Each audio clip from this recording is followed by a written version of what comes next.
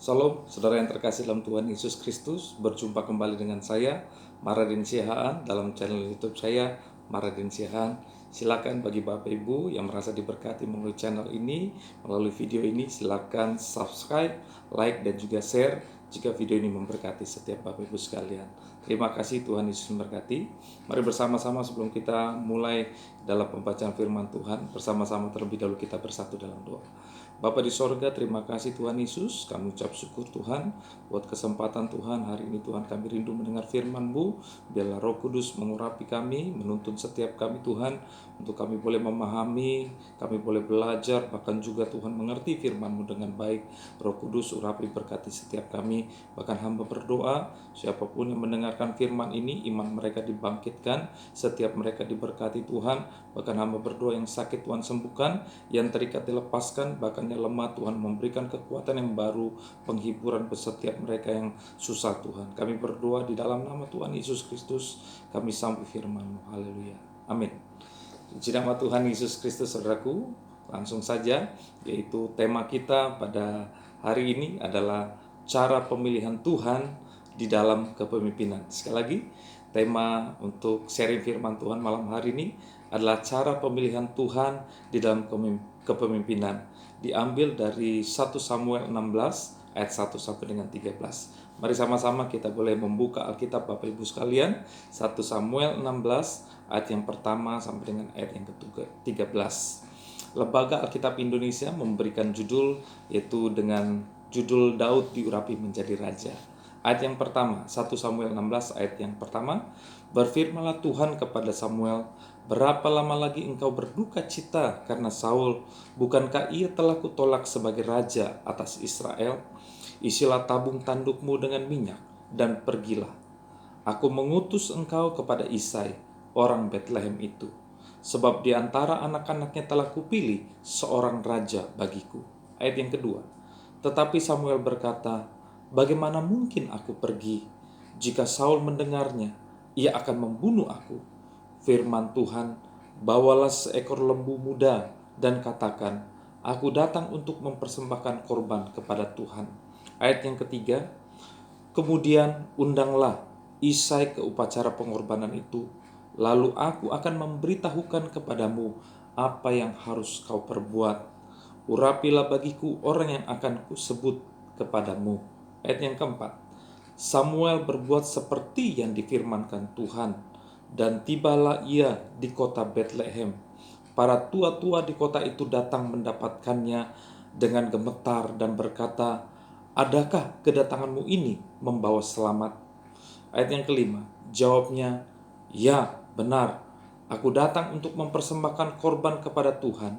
Kuduskanlah dirimu dan datanglah dengan daku ke upacara pengorbanan ini. Kemudian ia menguduskan Isai dan anak-anaknya yang laki-laki dan mengundang mereka ke upacara pengorbanan itu. Ayat yang ke-6. Ketika mereka itu masuk dan Samuel melihat Eliab, lalu pikirnya, sungguh di hadapan Tuhan sekarang berdiri yang diurapinya. Ayat yang ke-7. Tetapi berfirmanlah Tuhan kepada Samuel, janganlah pandang parasnya atau perawakan yang tinggi, sebab aku telah menolaknya. Bukan yang dilihat manusia, yang dilihat Allah. Manusia melihat apa yang di depan mata, tetapi Tuhan melihat hati. Ayat yang ke-8. Lalu Isai memanggil Abraham dan menyuruhnya. Ayat yang ke-8.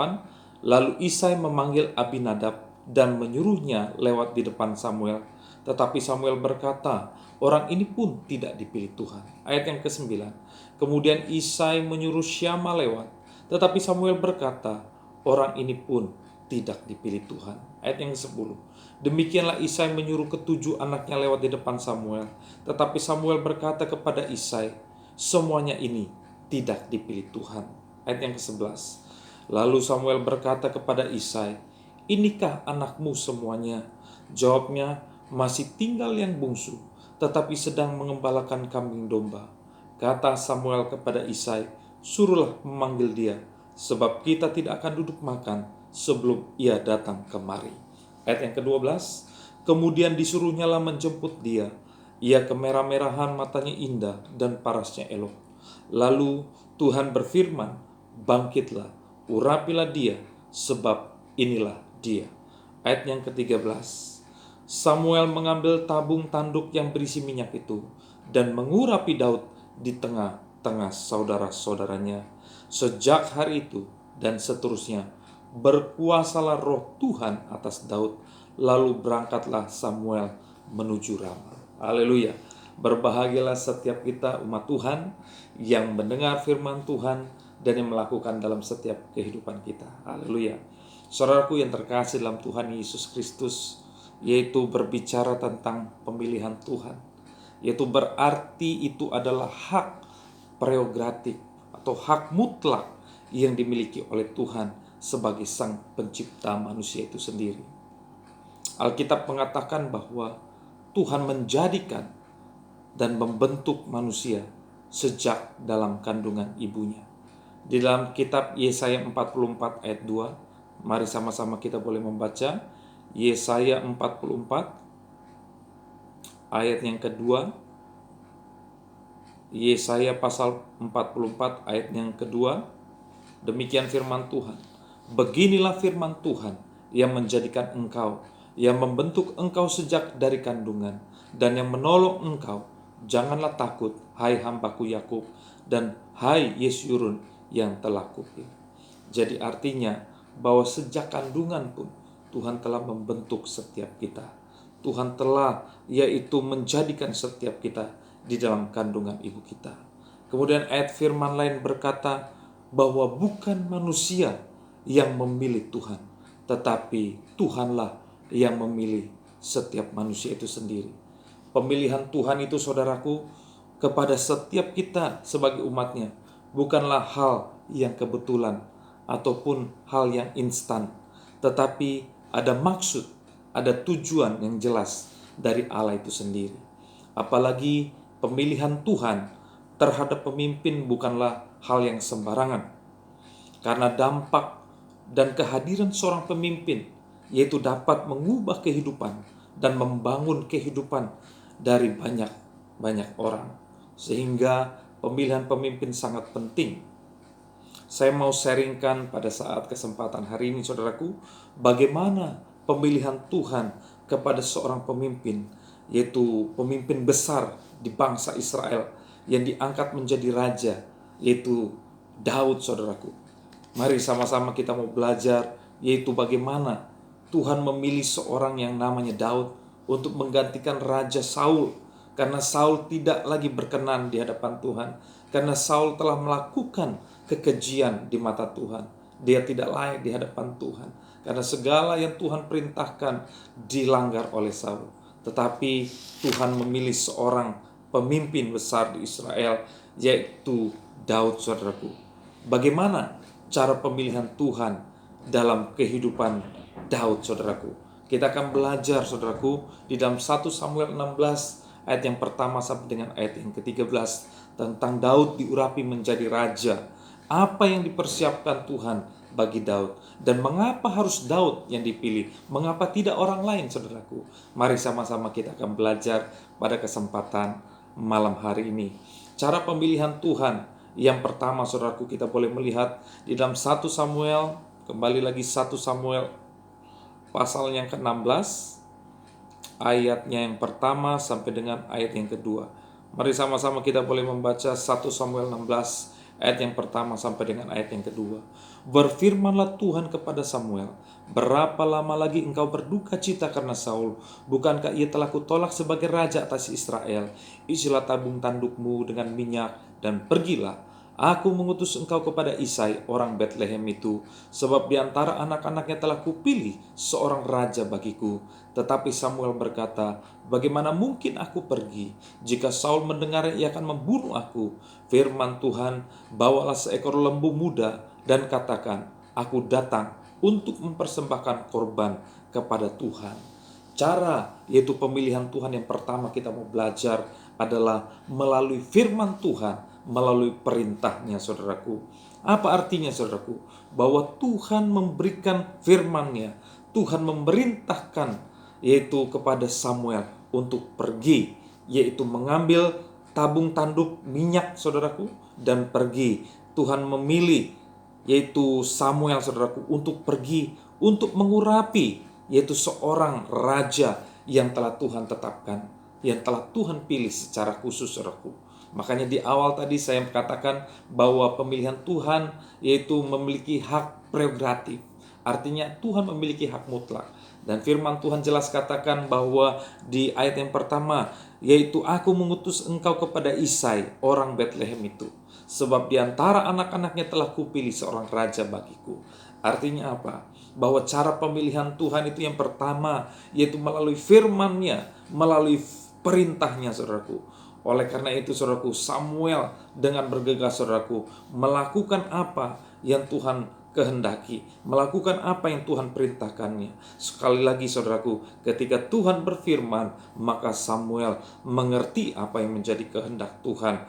Ayat pendukung kita boleh melihat, saudaraku, bagaimana di dalam perjanjian baru, Markus pasal yang ke-16 ayat yang ke-20. Bagaimana ketika Tuhan Yesus sebelum naik ke atas sorga, saudaraku, Tuhan juga memberikan perintah kepada murid-muridnya. Markus 16 ayat yang ke-20.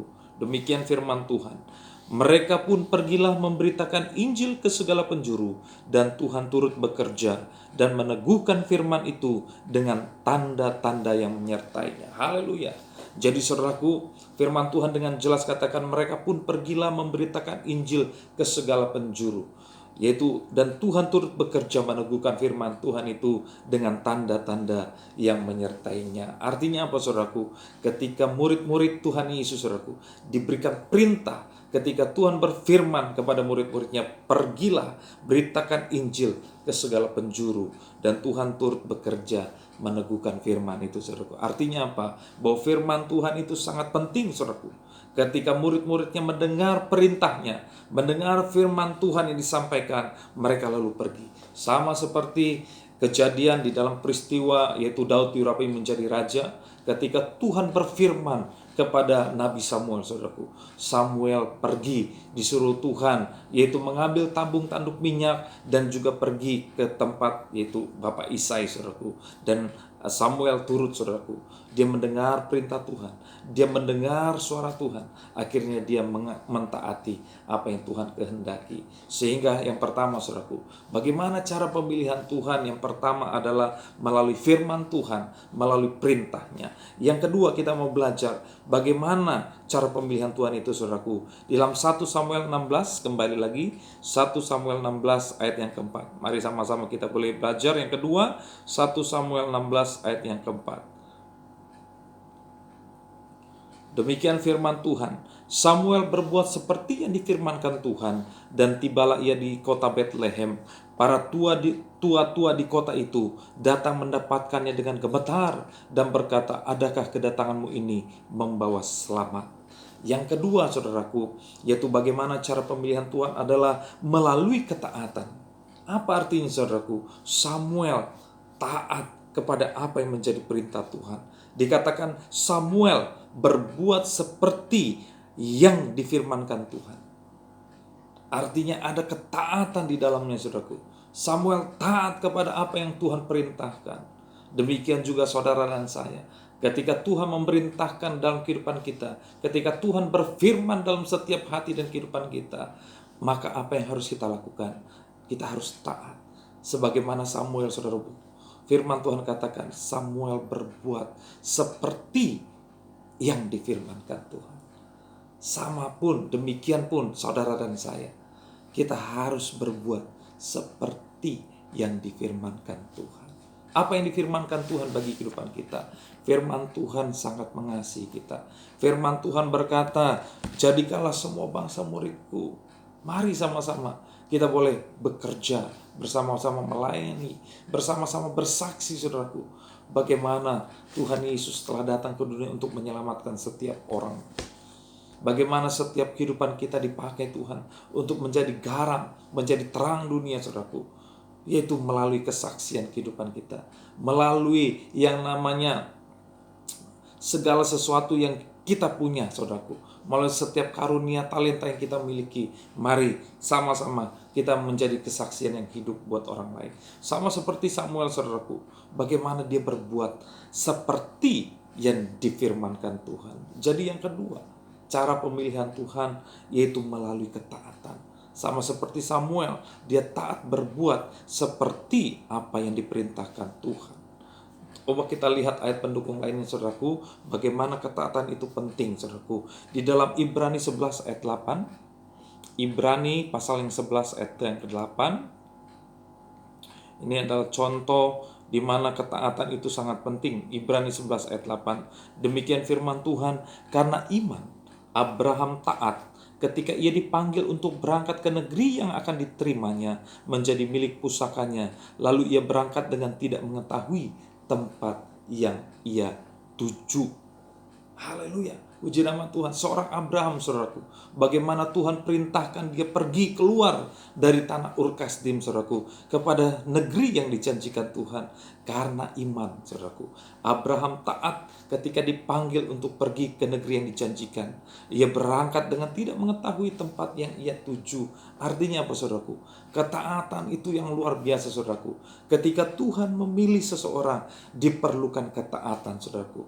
Oleh karena itu, saudaraku, mari kita melihat bagaimana Abraham taat, saudaraku. Dan oleh karena iman, saudaraku, ia sungguh-sungguh taat kepada Tuhan. Ia dipanggil ke tempat yang ia tidak ketahui. Tetapi percayalah, Tuhan telah menyediakan yang terbaik untuk Abraham. Sehingga pada akhirnya dikatakan bahwa Abraham adalah bapa orang yang beriman. Bapa orang yang beriman, saudaraku. Artinya apa? Bahwa ketaatan Abraham sangat luar biasa, saudaraku.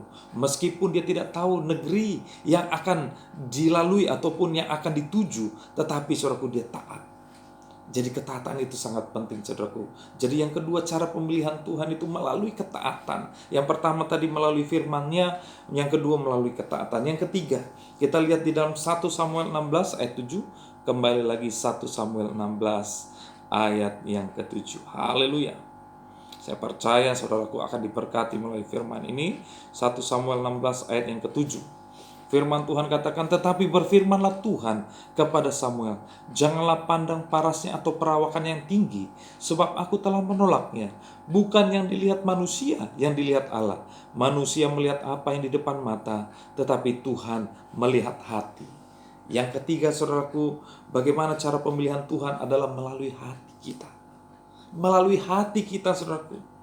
Mengapa hati? Sebab Tuhan sendiri katakan, bukan yang dilihat manusia, yang dilihat Allah. Manusia melihat apa yang di depan mata, tetapi Tuhan melihat hati. Seringkali, saudaraku, kita menilai seseorang itu dari luar, saudaraku. Kita menilai seseorang itu dari kulitnya, saudaraku. Tetapi kita tidak bisa melihat hatinya. Kita tidak bisa melihat apa yang ada di dalam diri orang itu, saudaraku. Makanya firman Tuhan dengan jelas katakan, bukan yang dilihat manusia, yang dilihat Allah. Manusia melihat apa yang di depan mata, tetapi Tuhan melihat hati. Sebagai contoh, saudaraku, bagaimana seorang Samuel sempat hampir terkecoh, saudaraku, ketika ia melihat yaitu kakak-kakak dari Daud, saudaraku. Pertama keluar Eliab, saudaraku, dilihat, wah, ini adalah orang yang diurapinya gagah, tegak, dan juga wah, seorang yang layak menjadi raja. Tetapi firman Tuhan katakan bukan dia. Kemudian datang lagi Syama. Kemudian datang lagi siapa lagi? Eliab. Dan banyak lagi Abinadab, saudaraku.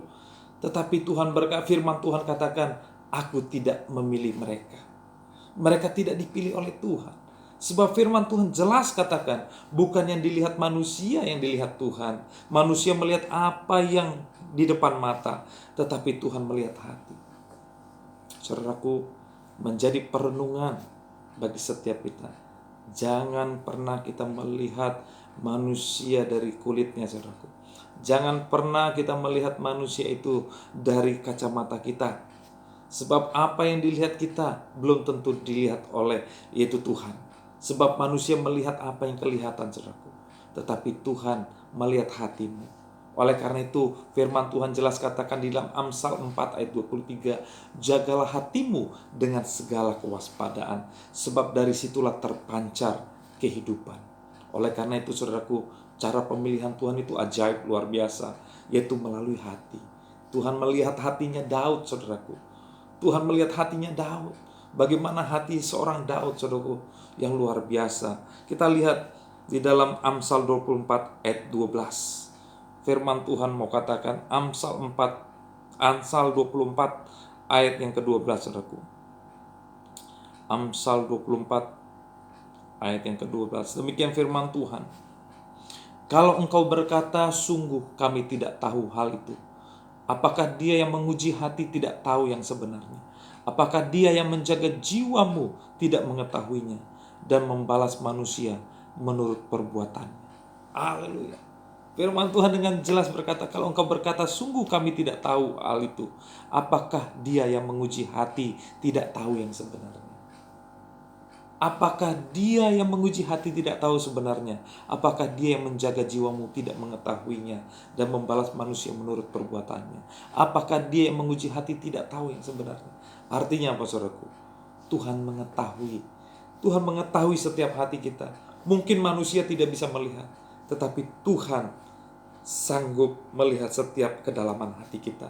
Kesungguhan hati kita mengiring Tuhan. Itu sangat diperhitungkan, saudaraku. Oleh karena itu, mari jaga hatimu dengan segala kewaspadaan, sebab dari situlah terpancar kehidupanmu. Jika hatimu jahat, maka perbuatanmu jahat. Jika hatimu baik, saudaraku, maka perbuatanmu akan baik.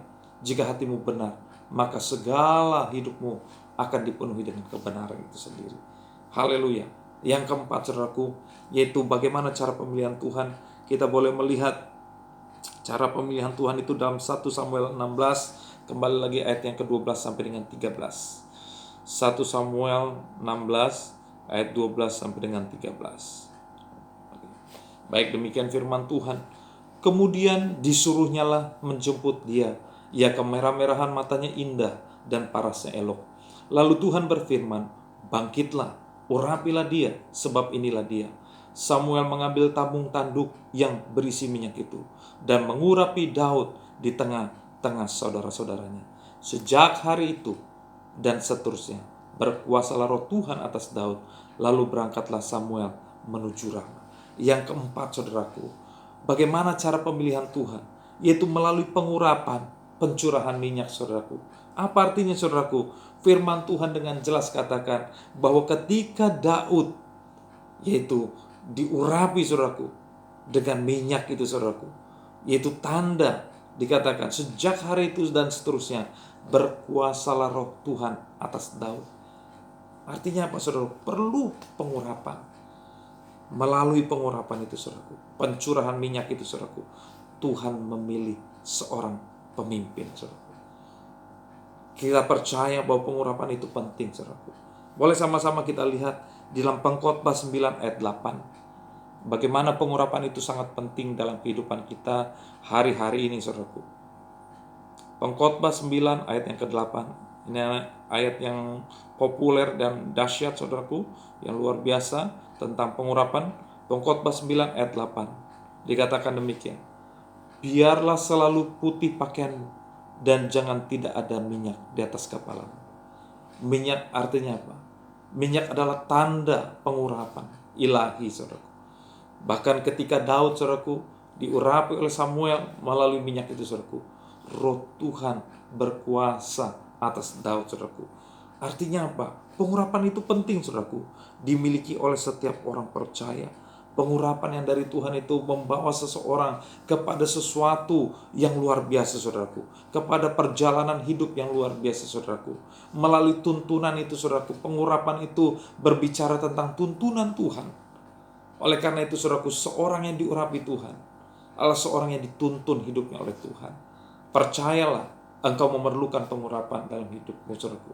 Firman Tuhan dengan jelas katakan, jangan tidak ada minyak di atas kepalamu. Artinya berbicara tentang pengurapan Tuhan.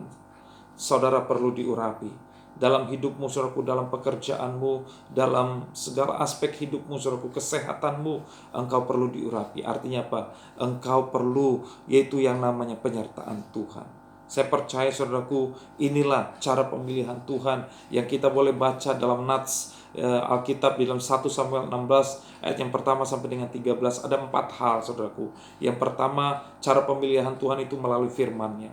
Yang kedua, yaitu cara pemilihan Tuhan melalui ketaatannya. Yang ketiga, cara pemilihan Tuhan itu melalui hati kita. Yang keempat, yaitu melalui pengurapannya.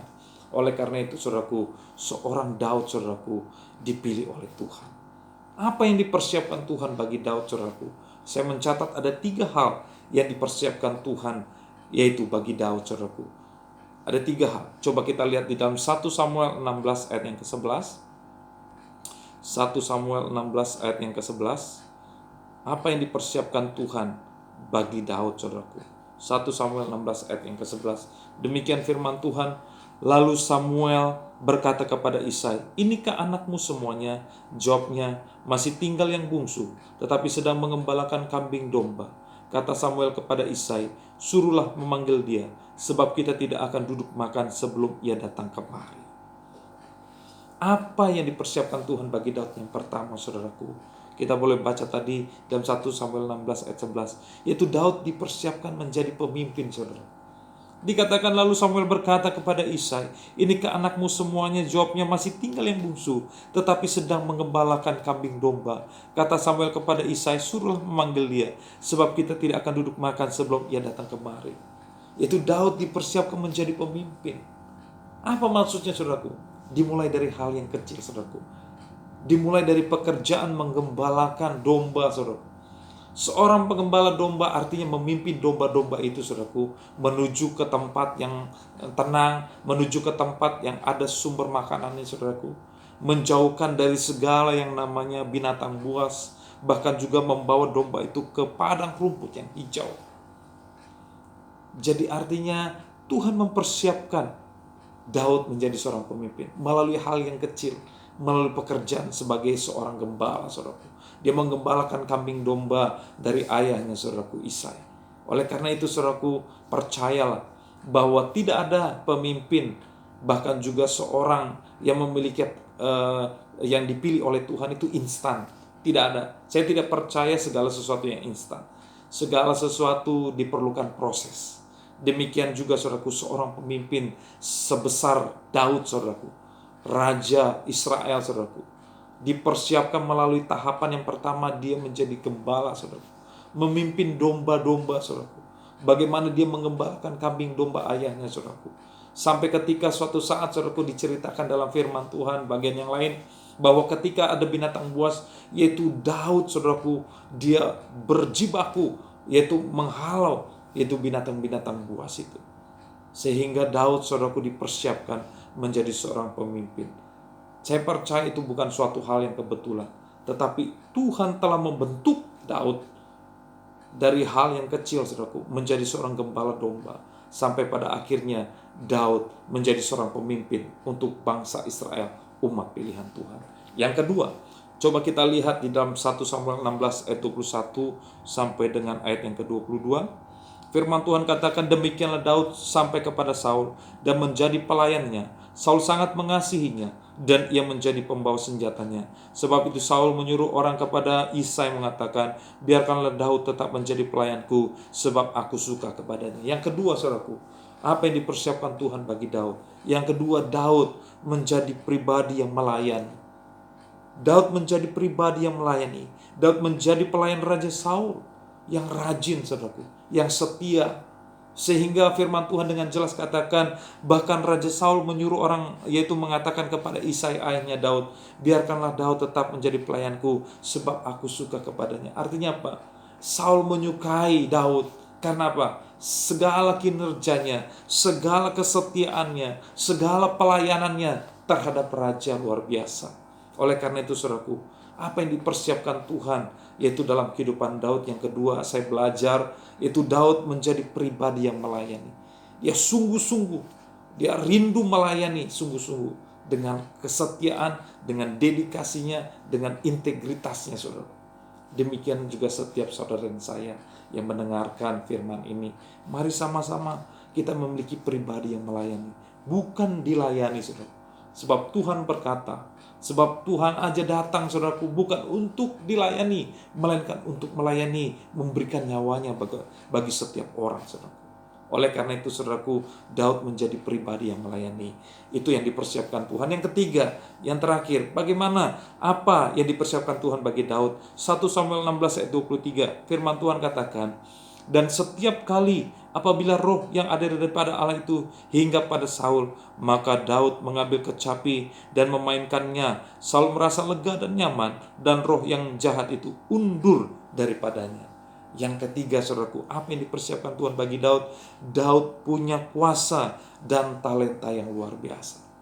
Daud punya kuasa dan talenta yang luar biasa saudaraku. Itu yang dipersiapkan Tuhan melalui apa saudaraku? Ketika Daud saudaraku itu sungguh-sungguh bermain kecapi saudaraku. Sungguh-sungguh bermain kecapi, roh jahat dikalahkan. Bahkan dikatakan roh jahat undur. Artinya apa saudaraku? Daud punya kuasa, Daud punya otoritas, bahkan juga talenta saudaraku. Hari ini saudaraku, apapun talentamu, apapun yang engkau miliki saat ini saudaraku, jangan berkecil hati, jangan kau berkata, aku bukanlah apa-apa, bahkan aku adalah orang kecil. Jangan seperti itu saudaraku. Tetapi bersyukur akan setiap talenta yang Tuhan berikan dalam hidupmu. Pakailah talenta itu saudaraku. Teruslah asah talenta itu, teruslah kembangkan talentamu, sehingga apa yang terjadi saudaraku, ketika Tuhan mempercayakan talenta kepadamu, dan engkau sungguh-sungguh memakainya saudaraku, maka nama Tuhan semakin akan dipermuliakan. Oleh karena itu saudaraku, 3 hal yang dipersiapkan Tuhan bagi Daud. Yang pertama, Daud dipersiapkan menjadi seorang pemimpin, dimulai dari gembala saudaraku. Yang kedua, Daud menjadi pribadi yang melayani. Yang ketiga, Daud yaitu punya kuasa dan talenta yang luar biasa saudaraku. Pertanyaan yang ketiga yang terakhir, mengapa harus Daud? Mari sama-sama kita baca di dalam 1 Samuel 16 ayat yang pertama. Berfirmanlah Tuhan kepada Samuel, berapa lama lagi engkau berduka cita karena Saul? Bukankah ia telah kutolak sebagai raja atas Israel? Isilah tabung tandukmu dengan minyak dan pergilah. Aku mengutus engkau kepada Isai orang Betlehem itu, sebab di antara anak-anaknya telah kupilih seorang raja bagiku. Mengapa harus Daud saudaraku? Karena Tuhan sendiri yang telah memilih saudaraku. Haknya Tuhan memilih seorang raja saudaraku. Dan Tuhan telah mempersiapkan itu. Mengapa harus Daud? Karena Tuhan telah memilihnya saudaraku. Yaitu Tuhan memilih seorang raja. Bukan bagi Israel saja, tetapi bagi Tuhan. Bagiku dikatakan. Ayat yang pertama, 1 Samuel 16 ayat yang pertama. Daud dipilih Tuhan saudaraku. Apa keistimewaan dari Daud saudaraku?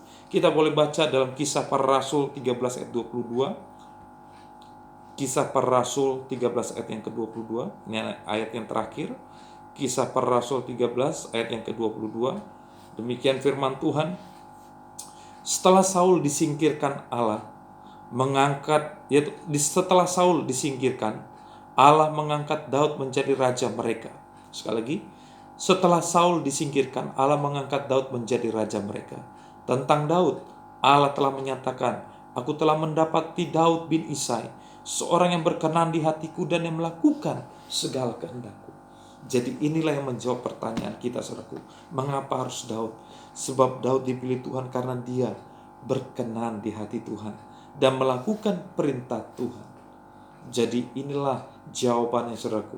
Mengapa harus Daud? Karena Daud dipilih Tuhan, karena dia berkenan di hati Tuhan dan melakukan segala yang diperintahkan Tuhan. Demikianlah hidup kita saudaraku. Kalau kita sungguh-sungguh mau dipilih menjadi seorang yang sungguh-sungguh menjadi pemimpin yang luar biasa saudaraku, mari kita sungguh-sungguh berkenan di hati Tuhan, melakukan perintah Tuhan. Sama seperti Raja Daud saudaraku, dipilih Tuhan karena dia sungguh-sungguh berkenan di hati Tuhan dan sungguh-sungguh melakukan perintah Tuhan. Demikian saudaraku, sharing firman Tuhan malam hari ini. Tuhan Yesus memberkati. Haleluya. Amin. God bless you all. Amin.